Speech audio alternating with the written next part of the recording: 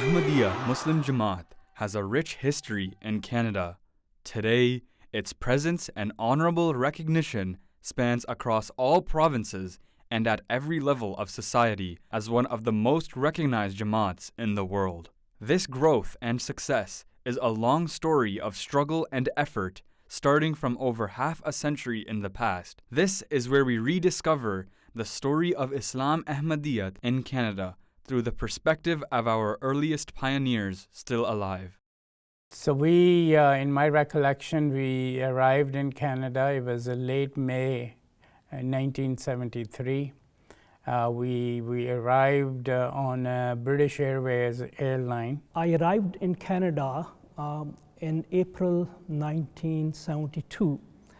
When I came first to Toronto, then I went to Nova Scotia, and I stayed with the Dr. Mohammed Khalifa sahab because he's my very close relative. I arrived on September 2nd, 1973 in Toronto, and I came from Germany. I actually came to Canada as an immigrant on June 29th, 1975.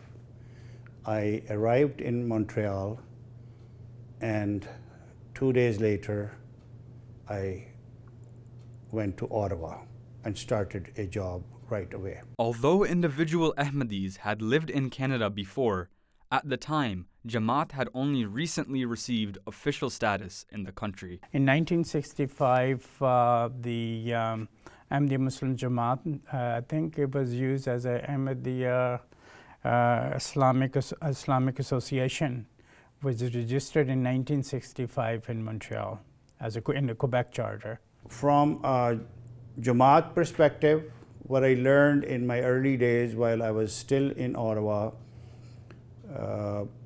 what I gathered, that Jamaat, we didn't have very formal organization. When I arrived here in Toronto in 1973, I would say in Toronto area, we had about 25 to 30 families only. And across Canada, I would say there were not more than 150 families across Canada. So still was the most populated was in the Toronto, and then after that, Calgary, Vancouver, and Montreal. These were the main populated Jamaat at that time. So this is the first directive was published by Canada Jamaat in Toronto, and which has all the Ahmadis across Canada. So just to get you, so the first half is, first 3 quarters is just the families, and then the following pages are each and every Ahmadi member. Over here, there were some activities. Still, there was not a very formal Jamaat the way we are organized today, but we had a president, a very fine man, Mubarak Khan Sahab, may Allah bless his soul. He was the president, and we used to hold monthly meetings, I should say.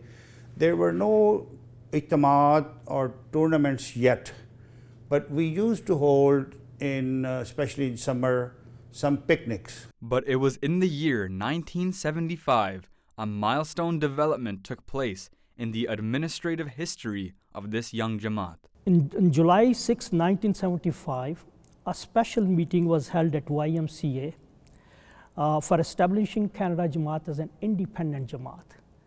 At that time, Sahibzada Mirza Mubarak Ahmad Sahib, that was Wakil Al Tariq Jadid Rabwa, he came to Toronto, and then we had that special meeting there.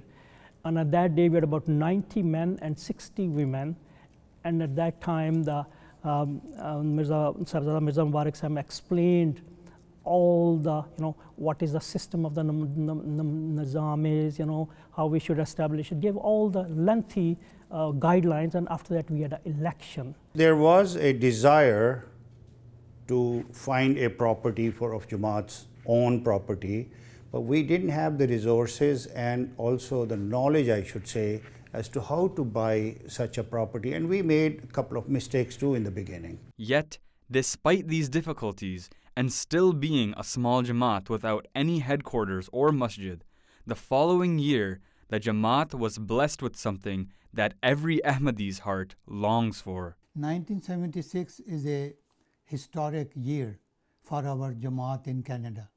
This was the first time that a Khalifa of our Jamaat came to North America and he stayed here with us and then he went to America. खुदा का ये एहसान है हम पे भारी कि जिसने है अपनी ये नेमत उतारी खुदा का ये एहसान है हम पे भारी. He came, I think, from Ghana at that time, and it was at Pearson Airport. He was given a VIP, an escort and treatment and special thing. And then at that time, we had about 200 members at the airport. We welcomed Hazur. The announcement for Hazur's arrival was made in the Ahmadiyya Gazette at that time. Second day, in the morning, 10 o'clock, then Hazur had a press conference. First time ever, a Khalifa or even on the behalf of the Jama'at, there was a press conference. Hazur went to CN Tower, I remember that. Hazur went to Ontario Place also at that time. And on his last day, when he had to go back to America, we had a picnic at Niagara Falls. But another major development in the history of Canada Jama'at occurred in the following year when the nascent Jama'at was not only officially assigned its first ever missionary, but also decided to hold its first ever Jalsa Salana. In 1977, when Syed Mansoor Ahmad Bashir Sahib arrived in Canada, he decided that Canada Jama'at should hold its first Jalsa Salana. So, first Jalsa Salana was held in Toronto at David and Mary Thompson Collegiate on Lawrence Avenue. There was a gentleman that I met very first time, that day was Wahid Ahmed Khan Sahib. And he had a large car, and he told me we are going to go and set up a Jalsa Salana. We rented their auditorium in which we had about 200 people, attended. I have a copy of the Ahmadiyya Gazette, December 1977. It says Ahmadiyya Annual Convention, Canada. And there was adjacent to cafeteria, and then we offered the prayers and we had a lunch there. And then again, at that time, the food was served and prepared by our Jamaat members, and they served in that cafeteria. It was a Friday morning, and by the time we went to school, it was 10 a.m. By 12 o'clock, the whole Jalsa was set by three of us. The first Jalsa was excited and motivated, came from all over the Canada, from all at that time, from Calgary, Edmonton, Saskatoon, from Vancouver. We did not have GPS at that time. We did not have any maps. So a map was withdrawn by Mubarak Ahmed Khan Sahib. With the arrival of Maulana Syed Mansoor Bashir Sahib, extensive work was done and members began to settle across Canada. The next chapter of Canada's Jama'at began with the arrival of a new central missionary from Markaz. I went to Canada in September 1980 and arrived in Toronto, and I was having my wife and 3 small children with me, and we stayed at Thorncliffe Park Drive in a flat of 2 bedrooms. So with that arrival of Maulana Maniruddin Shama Sahib, we in May 1981, that another property was bought, 1306 Wilson Avenue. The upper level of the house was residence of our ex-Amir and Missionary Jaj, Maulana Naseem Hadi Sahib. May Allah have mercy on him. And the lower part, that is the basement, was the office of the National Jamaat Canada. People used to come there to play games as well, because I managed to organize badminton and carom board, etc. for Khudam and Atfal, as well as for Lajna Himayallah, because we had fixed the days for Lajna as well to play there. After moving into that 1306 Wilson Avenue, in 1981, Majlis Khudamul Ahmadiyya Toronto held their first Ijtima in the basement of that property, and first time ever we stayed a night there and then continued the Ijtima for the next day also. So it was about 1.5 days of Ijtima, first time ever. With the newly acquired property, the Jamaat began to gather more frequently, and the Wilson Avenue home became center for regular events, and the Jamaat entered a new era of progress, previously never thought possible. Our next missionary, third missionary, Maulana Naseem Mehdi Sahib Marhoom, he arrived in May of 1985, and he took a fresh look at it, and he was very focused on having a mosque, and by then obviously the need was there too. The second trip before Hazur left, he called upon a mosque committee and informed them and instruct them that find out this, every 15 days give me a report that what is the progress in finding a land for mosque. Surprisingly, I was also in that committee. So from that was in June 1985, and then come the summertime in July and August, we used to get leads through a newspaper advertisement for a property worth what we were looking for, like 20 to 100 acres. This property that we ultimately bought, the present Baitul Islam, was already sold. A broker that we visited also guided us that there's the way what you explain is, I know one property that might meet your requirements, but that's already sold.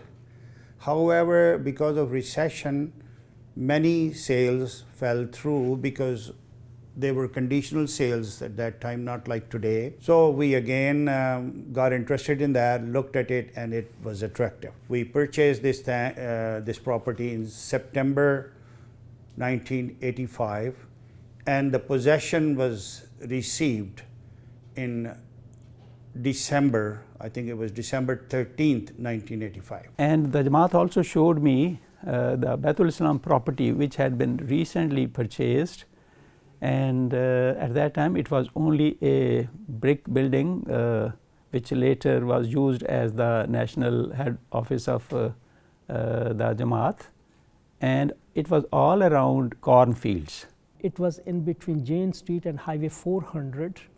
That was the land, and at that time it has a facility of water and electricity already there.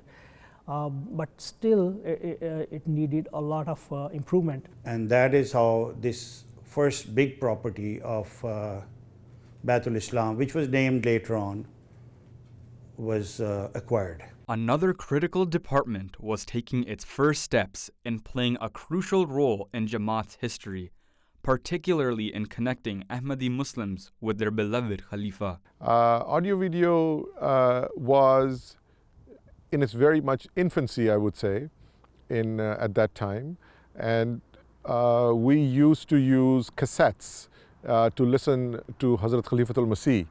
We would receive the audio cassettes by mail, copies would be made, and the major responsibility of secretary audio video would be to duplicate the copies and distribute to the various branches across Canada, and the secretary of that local Jamaat would make further copies and distribute. आवाज़ आ रही है ये phonograph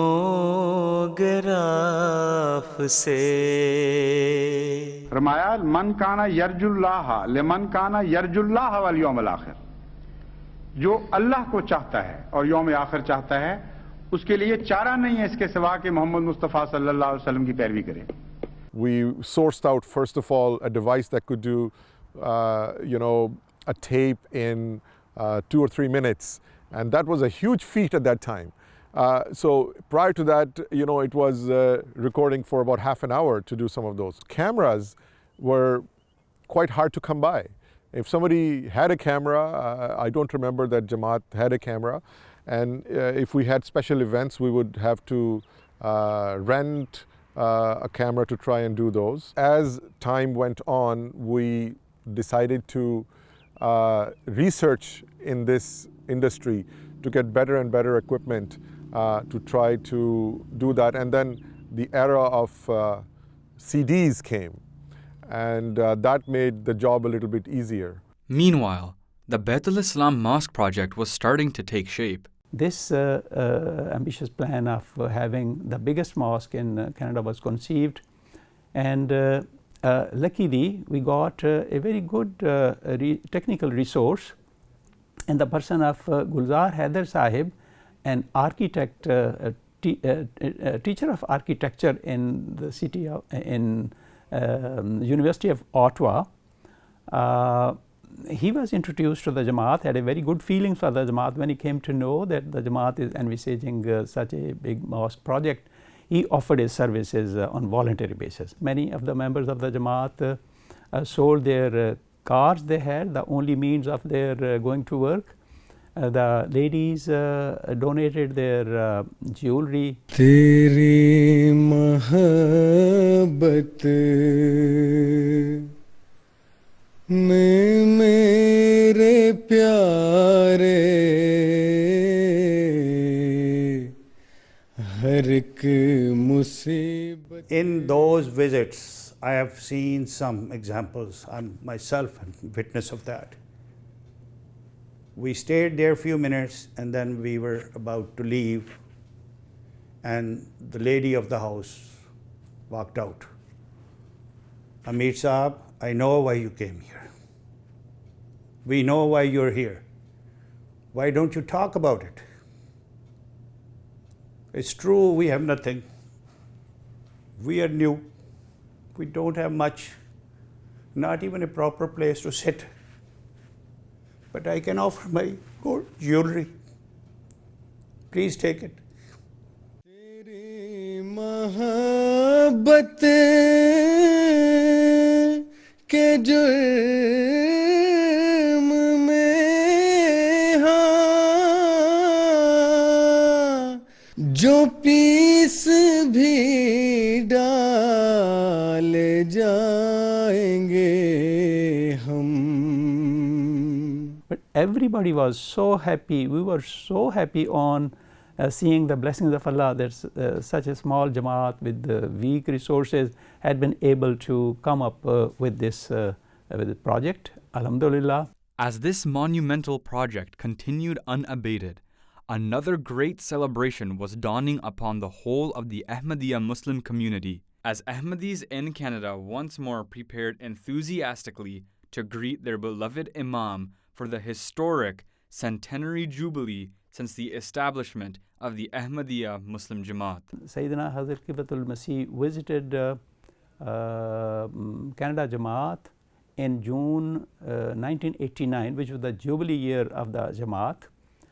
We had a reception in Faber Castle Hotel on the lake shore.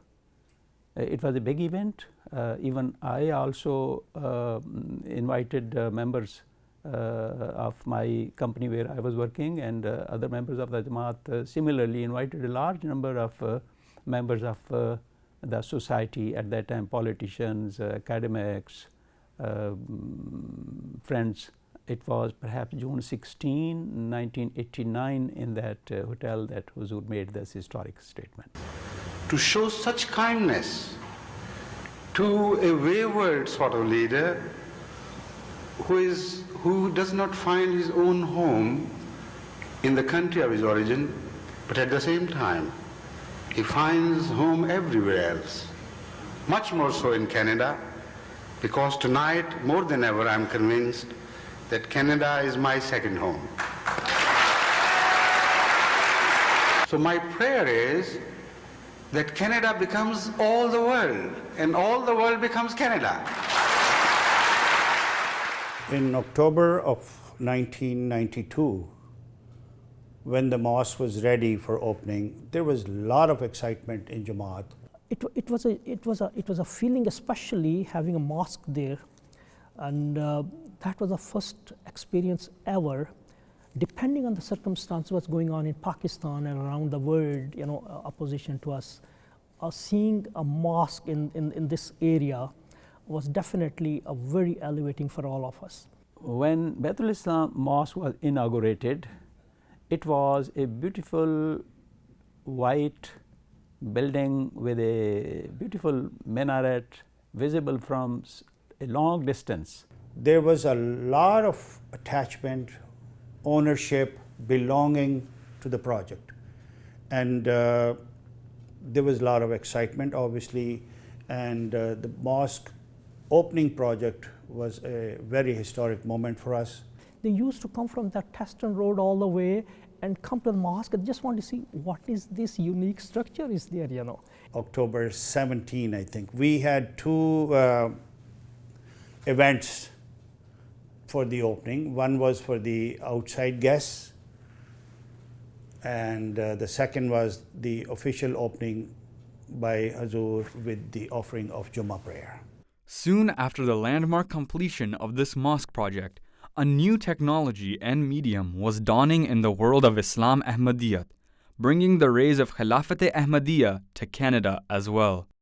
Hazrat Khalifatul Masih Rabbi Rahimahullah Ta'ala told us that we are sending this MTA or this live broadcast from UK, and you should find a way to receive it in your area in Canada. Somebody told me and the other members that there is actually a restaurant that has a satellite dish on it. So we said maybe we can approach that restaurant and see if that person has any way to receive this. We told him this is our requirement, that we want to come to Fajr at your restaurant. So he was quite surprised, but Alhamdulillah he agreed. So this was one of the major feat that by the grace of Allah was accomplished. Despite the improved connectivity through MTA International and the increasing number of Ahmadis arriving in Canada, one major difficulty remained for the national markaz at Masjid Baitul Islam. If you are standing on the Major Mackenzie, the whole area was all empty there. You know. There was nothing there, no building, nothing else. From basically, if you are on the Major Mackenzie, you can see the mosque. You know, it was nothing there. I remember it was a deserted area. There were no buses. There were no taxis coming here. They were all around. They were all cornfields. I remember first time I came here, the water was yellow color. At that time, we were given the impression by the officials in the city of Vaughan that the development in this part of Vaughan would take place 25 to 30 years. We wish that we could have a house near the mosque. At that time, the mosque would be hardly visited for daily prayers because it was very difficult for people to come such a long distance for daily prayers. They would come for Friday prayers, and at Friday prayers also the number was very small. But miraculous changes took place after completion of Baitul Islam Mosque. It was these miraculous changes and united effort of thousands of Muslims that would catapult this now growing Jama'at to new heights never before imagined. As the century came to a close, Islam Ahmadiyya entered a new chapter of growth and prosperity. कभी डूबता ही नहीं हम पे सूरज कभी डूबता ही